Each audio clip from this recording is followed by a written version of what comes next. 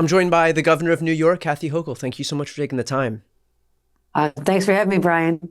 So we have watched right now as we are in the midst of a redistricting process in Texas that has really spilled out over, onto the whole country. We've heard Gavin Newsom come out and offer to fight fire with fire. I spoke with Governor Pritzker from Illinois just a couple of days ago, and he offered to do the same thing in the event that this extreme partisan gerrymander, a gerrymander in Texas that goes even further than the already existing gerrymander in Texas goes.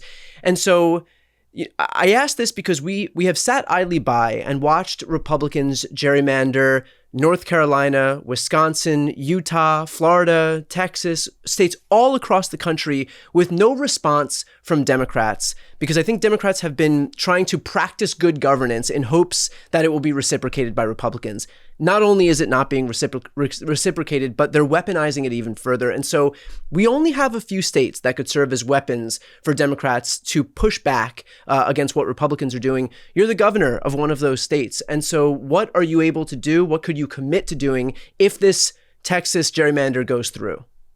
I will use every power I have to push back against this blatant abuse of power. It has gone on too far, as you said. We have a strong advocacy group of good government people in our state. They want independent redistricting. They want all this. It is, it's an ideal world. But when we have our combatants, the other side, cheating, rigging the system, like we can't sit on the sidelines. So I'm saying I will do what I can, partially looking at our Constitution, because unlike other states' Constitution, let me just say this. I think California does not have the same constraints that I have with my Constitution. Mine says I cannot do anything for 10 years. Now, knowing that, guess what I'm planning to do? Push the legislature to change our Constitution. It takes 2 cycles of Congress. We'd have to pass in 2026, again in 2027, go on the ballot in the fall of 2027. But the earliest we could see a change would be for 2028. But I'll tell you why that's better than the status quo. Otherwise, we can't do anything until 2032. So I'll take 4 years ahead of the time. I wish I could do more for 2026, but our hands are tied with how we have to use the process to amend the Constitution. But I'm sick and tired of this. I mean, they abuse us. We sit on the sidelines as a party, and I'm all about fighting back and fighting back hard and making them regret that they even tried to do this. Is there a world in which Democrats can go forward with a map immediately and wait for it to be challenged in court? I mean, oftentimes Republicans, and they've abused this process before, but they will move forward with litigation knowing that by the time it gets resolved, the Purcell doctrine kicks in, which is that it's too close to an election to change anything. And so when I say fight fire with fire, these are not novel theories. It's theories that have been used by the other party. And so is there any indication, is there any appetite to do something like that? Listen, Brian, I like where you're going, okay? Extreme times call for extreme measures. But I also know our court system in New York, they struck down, our Court of Appeals in New York State struck down the last redistricting, a plan that was favorable to Democrats. It was written to help Democrats. I assure you, it was written to help Democrats. And they struck it down immediately. So we can go through the exercise, but it also may create false expectations that we have any chance of being successful when just a couple of years ago, we lost trying to do the same thing. So that's something to talk about. I'll talk to our leaders. I'll talk to the legislature. I'm not averse to moves like that, but that is more messaging as opposed to any likelihood of success based on what we just went through and we tried it.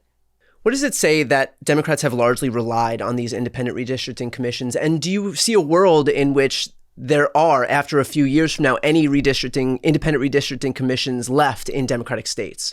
Well, there certainly is an awakening, isn't it? I think for a long time, people thought that this was, the right outcome, and you want to make sure that, citizens are involved and you don't have people getting their political hands into this. But you know what? We get screwed in the process. We have to look out for our interests, which is making sure we save democracy, number one. That's rather important, particularly with this administration. But also, I happen to think more Democrats is better for our state. I want to have, unlike the 7 Republicans that we have in New York who just voted to harm their own constituents with this horrific bill. So if that's the outcome, I think more people will hear about that. We need the good government groups who have enormous clout in this state to step back and say, you know what, we get it. We understand that it was a nice reform, but not all of them make sense in the world we're living in today. These are different times. I understand that you're bound by certain laws in your state. There are other Democratic states where, California being one of them, obviously, which has different rules than yours. Again, I spoke to Governor Pritzker about what he's able to do in Illinois. We have Westmore down in Maryland. What would your advice be to other states where Democrats are in control, either in the legislature or the governor's office, where they might have a little bit more leeway than New York has in terms of redistricting? Don't sit on the sidelines. This is a battle for the ages. I mean, what Donald Trump has done by literally drawing out 5 Democratic elected members of Congress out of existence, disenfranchising particularly communities of color. I mean, this is beyond the pale. So I want everyone who has any ounce of power in their state, and if they're a Democrat or Democratic majorities, stand up, because this is the moment when your country relies on you to show some courage. You had mentioned the budget bill that was passed with the help of those Republicans who are in these close districts in New York. What kind of an impact is that going to have on their constituents as those effects start to kick in? Nearly 2 million New Yorkers will lose Medicaid, including 750,000 children. 300,000 families will lose the ability to put food on their table. I mean, those are just the most immediate.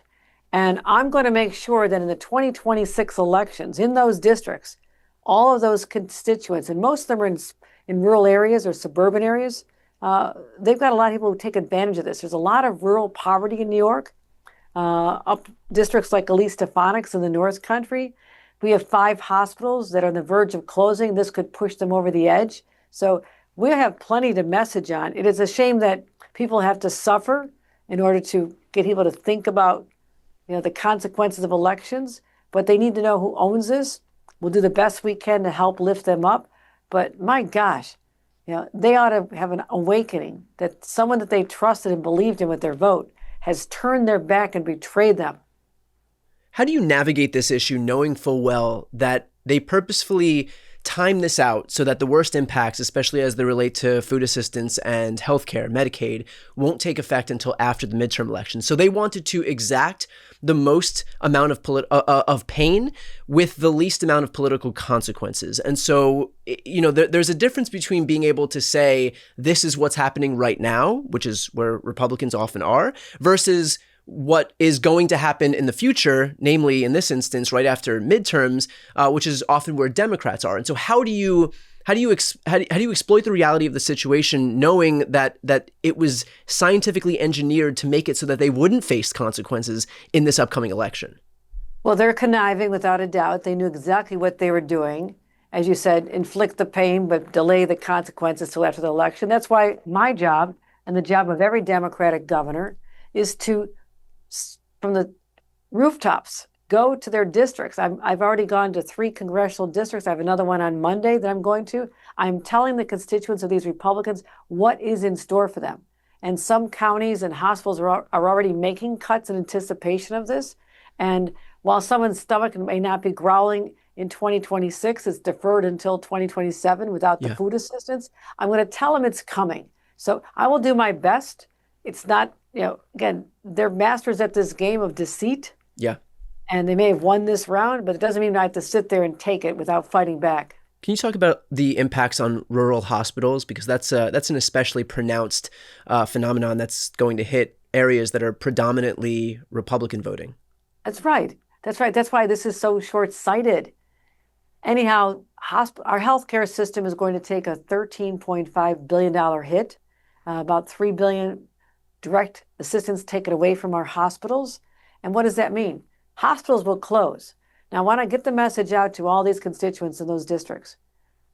It's not only the people on Medicaid who will be denied health care if the hospital's gone or they have to scale back on their services and providers leave. Everybody's going to be affected. People are expecting babies, someone injured in a traffic accident.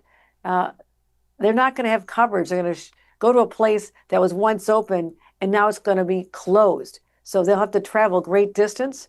I was just up in the most rural areas of our state. When I was a member of Congress, I won in the most Republican rural district we had. I fought hard because this is when Republicans were trying to take away Medicare. That was a lightning rod issue, and I weaponized it against Republicans, and no one thought I'd win this race in 2011, and I did, because I have learned that if you hit people where their pocketbook is, their livelihood is, or their health care is, they will respond. So I take encouragement from that outcome to what we're going to be doing already, are doing now, to make them wear this. They have to be known, it has to be known who did this to them. And finally, let's finish off with this. And I want to go back to what we were speaking about at the top. Are you able to commit for this legislative session that we're in right now to have that first vote, since we need two before there's any change to the redistricting process? Are we able to do that right now for the first one? We don't need to do it right now because the session goes from this year into next year. So our members are out of session right now. Otherwise, I would be doing exactly what you're suggesting. But I can't speed up the process. Next year would be the same as this year. We still have to wait till 2027 for the second round. Is there an avenue in New York to call a special legislative session in very much the same way that Texas is doing?